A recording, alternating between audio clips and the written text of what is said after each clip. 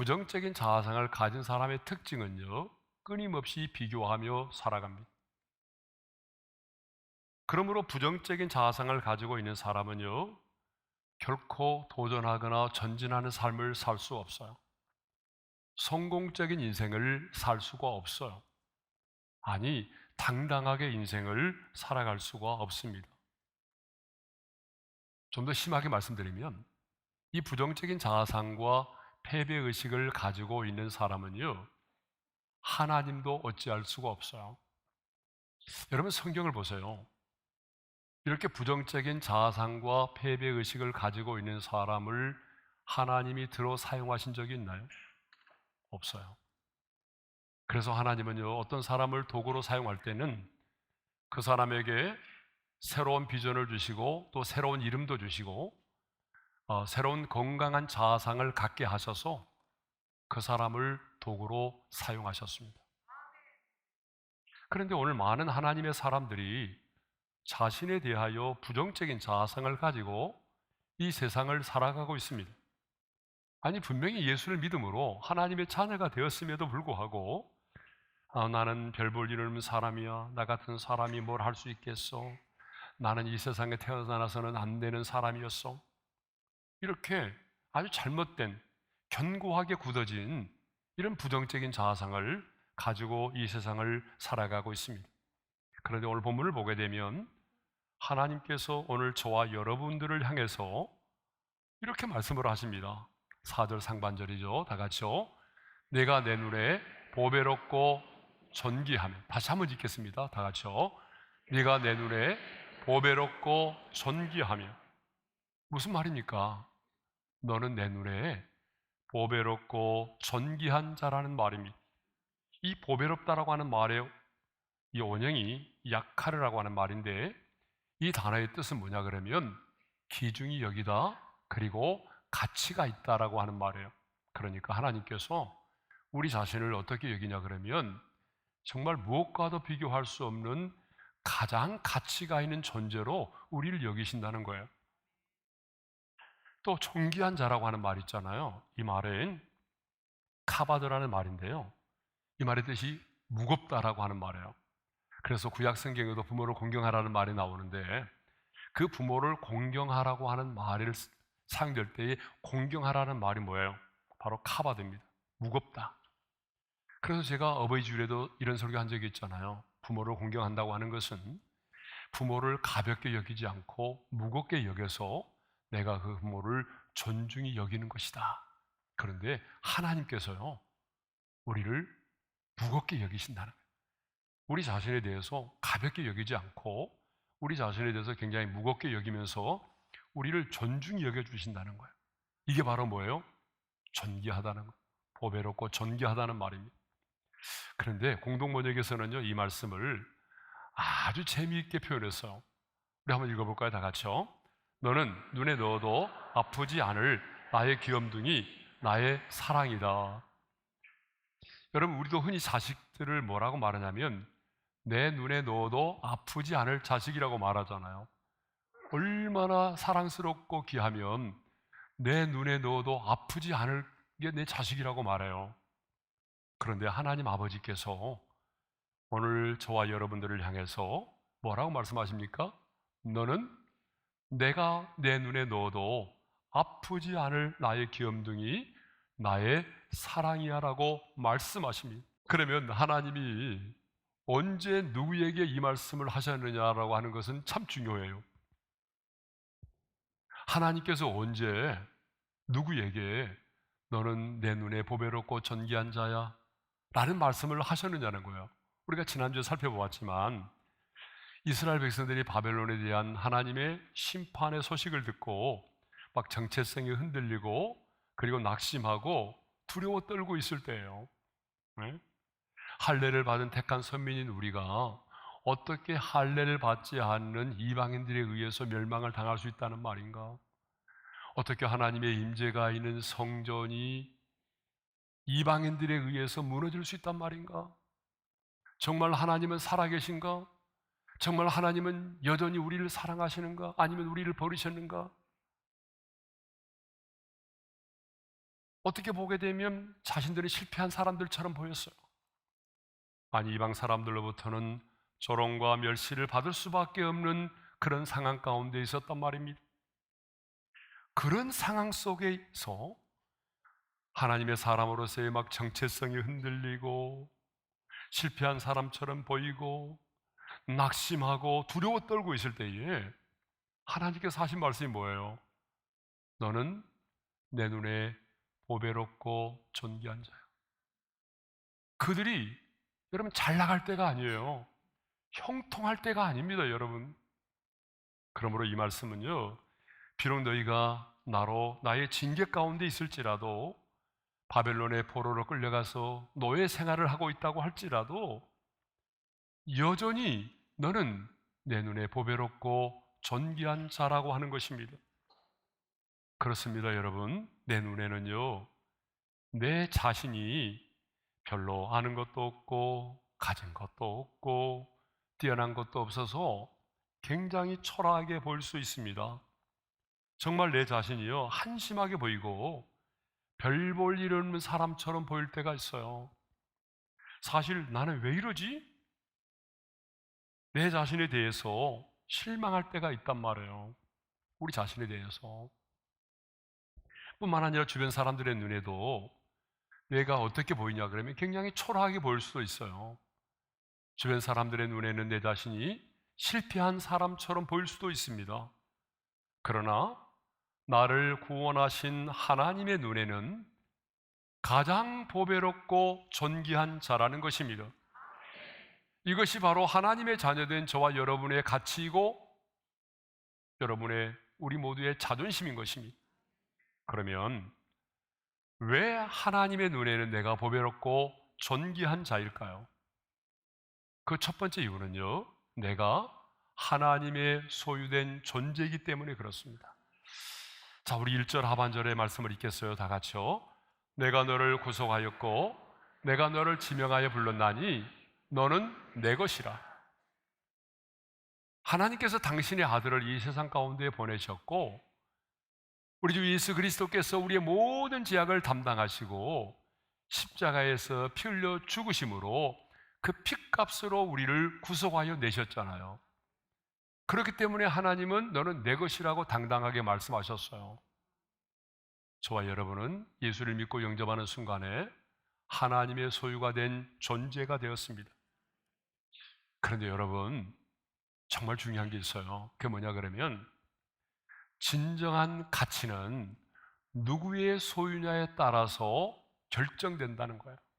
여러분, 마릴린 먼로가 영화 7년 만에 외출해서 입었던 드레스가 있어요.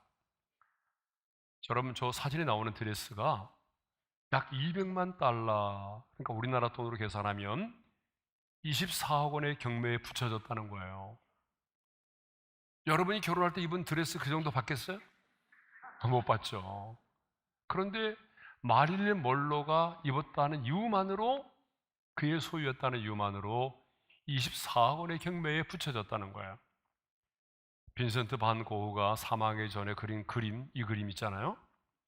1990년에 5월 뉴욕 경매에서, 여러분 놀라지 마세요, 1억 5,200만 달러, 그 당시의 금액으로 1,623억 원에 팔렸다는 거예요. 누가 그렸기 때문이죠? 누구의 작품이기 때문에? 빈센트 반 고흐의 작품이기 때문에 그래요. 예? 여러분, 똑같은 신발이고 똑같은 드레스이고 똑같은 옷이라고 할지라도 그것이 누구의 소유였느냐라고 하는 이유만으로 엄청난 가치가 주어진다는 것입니다. 그렇다고 한다면 천지 만물을 창조하신 하나님이 너는 내 것이라고 말씀하신 저와 여러분은 얼마나 가치가 있는 존재일까요? 누가 뭐라 해도 저와 여러분은 이 세상의 누구와도 비교될 수 없고 어떤 것과도 바꿀 수 없는 가장 보배롭고 존귀한 자입니다. 그래서 하나님은 오늘 하나님의 자녀된 저와 여러분들을 향해서 뭐라고 말씀하십니까? 내가 내 눈에 보배롭고 존귀하며라고 말씀을 하시는 것입니다. 그렇습니다, 여러분. 예수를 믿음으로 구원을 받아서 하나님의 소유된 우리는 하나님 당신의 눈에 가장 보배롭고 존귀한 자인 것입니다. 자, 왜 하나님의 눈에는 저와 여러분이 보배롭고 존귀한 자일까요? 두 번째 이유입니다. 두 번째 이유는 질그릇 안에 보배를 가졌기 때문에 그렇습니다. 고린도후서 4장 7절의 말씀을 읽겠어요. 다 같이요. 우리가 이 보배를 질그릇에 가졌으니 이런 심히 큰 능력은 하나님께 있고 우리에게 있지 아니함을 알게 하려 함이라. 자, 디모데후서 2장 20절에 보게 되면요, 그릇에는 금그릇도 있고 은그릇도 있고 나무로 만든 그릇도 있고 질그릇도 있대요. 그런데 성경은 저와 여러분을 어느 그릇으로 비유하고 있어요? 질그릇으로 비유하고 있어요. 그러면 여러분, 질그릇이 뭐예요? 질그릇은요, 진흙으로 만들어진 그릇이에요. 그러므로 질그릇은 뭐 금그릇이라든가 은그릇과 비교해 보게 되면 굉장히 비천한 그릇이죠. 그리고 이 질그릇은요, 여러분, 조금만 떨어뜨려도 바싹 깨어져 버리는 정말 연약한 그릇이에요. 예? 그리고 이 질그릇은 별로 볼품이 없는 그릇이에요. 그래서 사람들은요, 질그릇이 깨어지고 나면 그것을 본드로 붙여 쓰지도 않아요. 그냥 내팽개쳐 버리는 거예요. 그런데 우리 자신이 바로 이런 질그릇과 같다는 거예요. 강한 것 같지만은 바이러스 하나 이겨내지 못할 만큼 연약한 그릇, 그런 그릇이라는 거예요. 말 한마디에 상처를 받고 잠을 이루지 못할 만큼 참 연약한 그릇이에요. 내놓을 만한 것이 별로 없는 비천한 그릇입니다. 그런데 이 질그릇 안에 뭘 가졌다라고 말해요? 보배를 가졌다라고 말해요. 예? 그래서 우리가 이 보배를 질그릇에 가졌으니. 예? 보배가 그럼 뭐예요? 베드로전서 2장 7절에 보게 되면 사도 베드로는 이 보배를 예수 그리스도라고 분명히 말하고 있거든요. 그러면 우리가 질그릇인데 이 질그릇 안에 있는 보배가 뭘까요? 바로 예수 그리스도입니다. 우리가 예수님을 믿고 영접함으로 보배이신 예수님이 지금 내 안에 거하고 계시는 것입니다. 그러므로 우리는 이 질그릇 안에 보배이신 예수님을 담고 있는 거예요. 근데 여러분, 중요한 것은 그릇의 가치는요, 그 안에 무엇을 담고 있느냐에 따라서 그 그릇의 가치가 결정된다는 거 아니에요.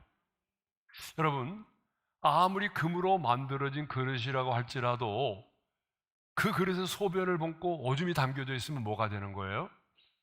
요강이 되는 거예요, 요강.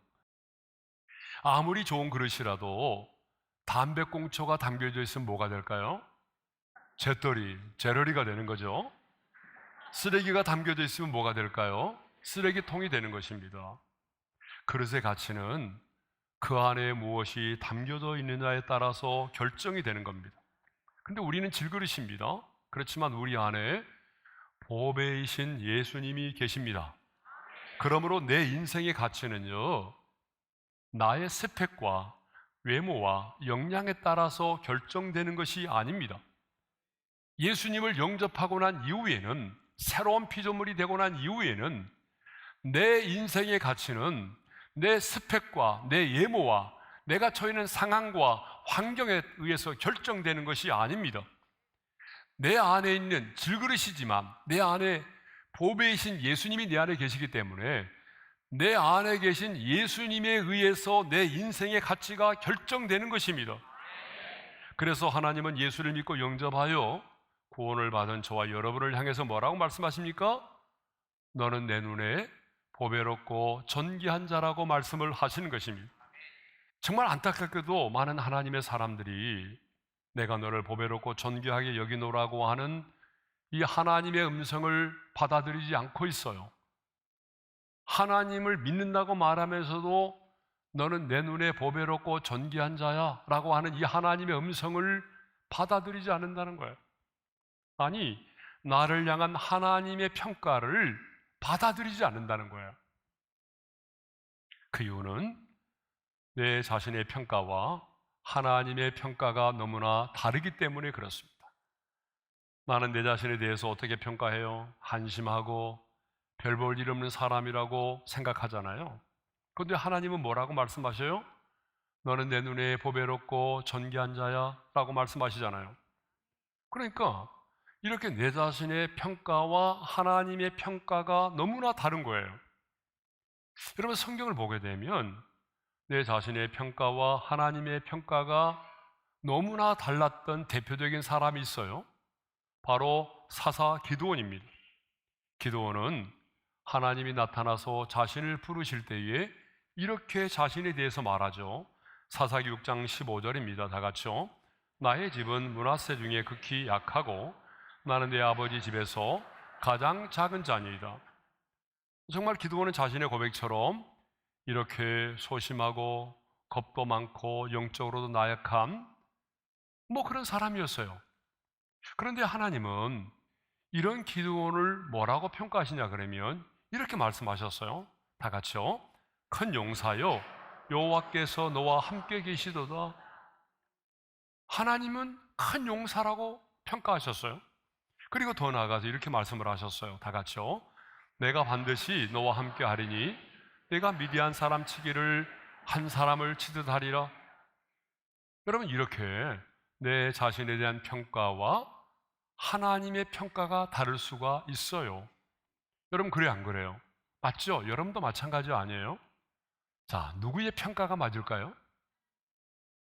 네, 여러분들은 믿음이 있으니까 그렇게 말하겠지만 대부분의 사람들은 하나님의 평가는 틀렸다라고 말해요. 왜냐하면 내 자신을 가장 잘 아는 사람은 나이기 때문에 내 자신이 내린 평가가 더 정확하다라고 말을 하는 거예요. 그러나 우리가 하나님의 자녀라고 한다면 우리는 내 자신에 대한 평가를 내려놓고 하나님에 대한 평가를 받아들여야 하는 것입니다. 기드온이 그랬어요.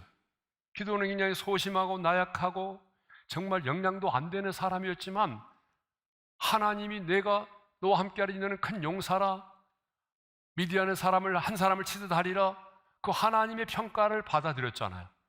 그래서 나아가서 어떻게 했어요?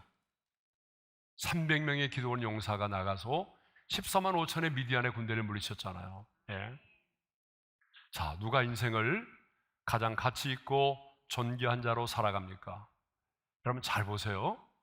돈이 많다고 해서 그 사람이 가치 있고 존귀한 자로 살아가는 게 아니에요. 예? 여러분, 누가 인생을요 가장 가치 있고 존귀한 자로 살아갑니까? 돈이 많은 자입니까? 아니면 많이 배운 자입니까? 아닙니다. 잘 들어보세요. 내 자신이 얼마나 존귀한 자인가를 아는 사람입니다. 내 자신이 존귀한 자임을 아는 사람이 존귀한 인생을 살아갑니다. 내 자신을 가치 있게 생각하는 사람이 가치 있는 인생을 살아가는 거예요.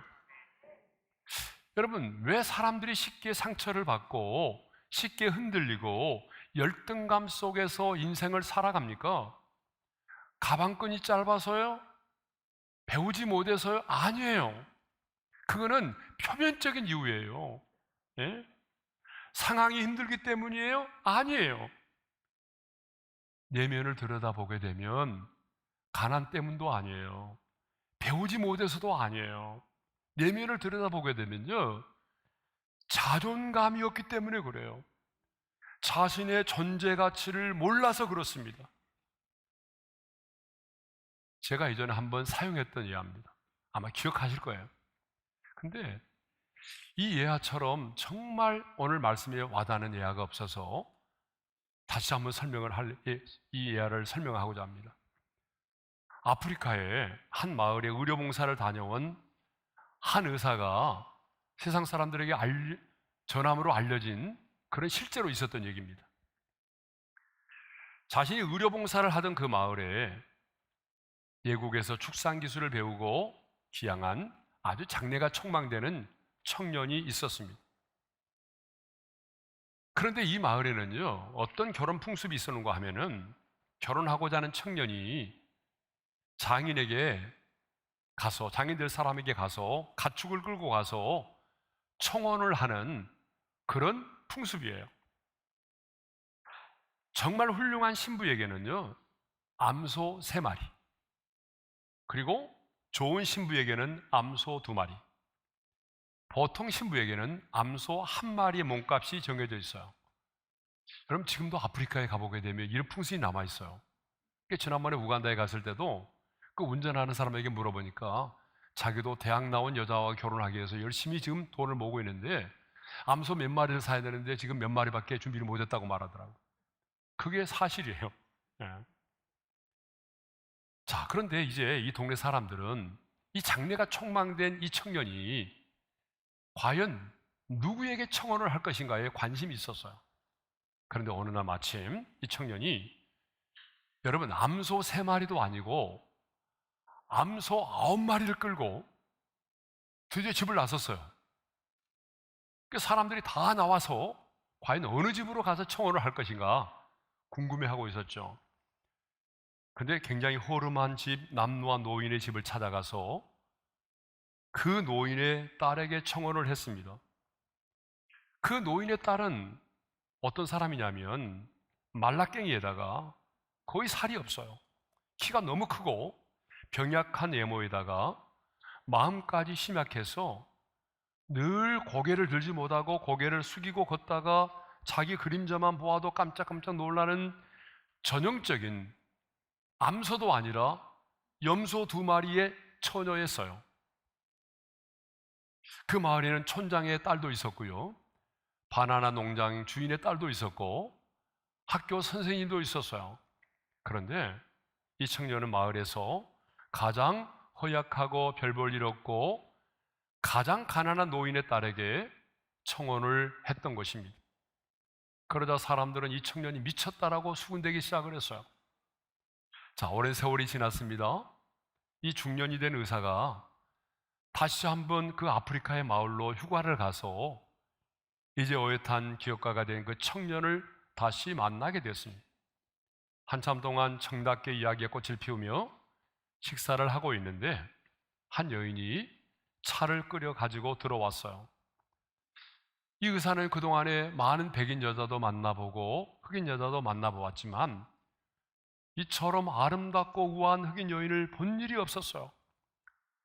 그 우아한 자태와 유창한 영어, 그리고 사람의 마음을 편하게 해주는 미소까지, 이 의사는 속으로 이런 생각을 했어요. 아, 이 사람이 그때 말라깽이 처녀 말고 또 다른 아내를 맞이했구나. 그런데 청년 작가가 첫 잔을 내려놓으면서 이렇게 말했어요. 선생님, 저 사람이 그때의 그 심약했던 처녀입니다.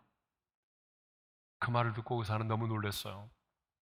그렇게 병색이 깃들어 있고 마음까지 심약하던 처녀가 이렇게 아름답고 우아하고 자신감에 차 있는 여인으로 바뀌어져 있었기 때문이죠.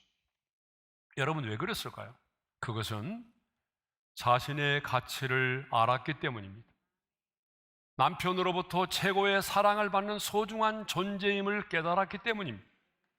그래서 이 여인은 언제나 암소 9마리에 걸맞는 사람으로 살았던 거예요. 나는 암소 9마리를 받을 만큼 가치가 있는 존재, 그렇게 남편으로부터 사랑을 받는 존재라는 자신의 존재 가치를 알았던 거예요. 그러니까 아무렇게나 살지 않았던 거예요. 성도 여러분, 사람은요, 누구나 자신이 사랑받는 존재만큼 살게 되어 있습니다. 사람은요, 사랑을 받은 만큼 그 수준에 걸맞는 삶을 살게 되어 있습니다. 사람은 자신의 존재 가치를 깨닫는 만큼 존귀한 삶을 살게 되어 있습니다. 그런데 오늘 하나님께서 저와 여러분에게 말씀하십니다. 너는 내 눈에 보배롭고 존귀한 자야. 너는 내 눈에 보배롭고 존귀한 자야. 그렇습니다.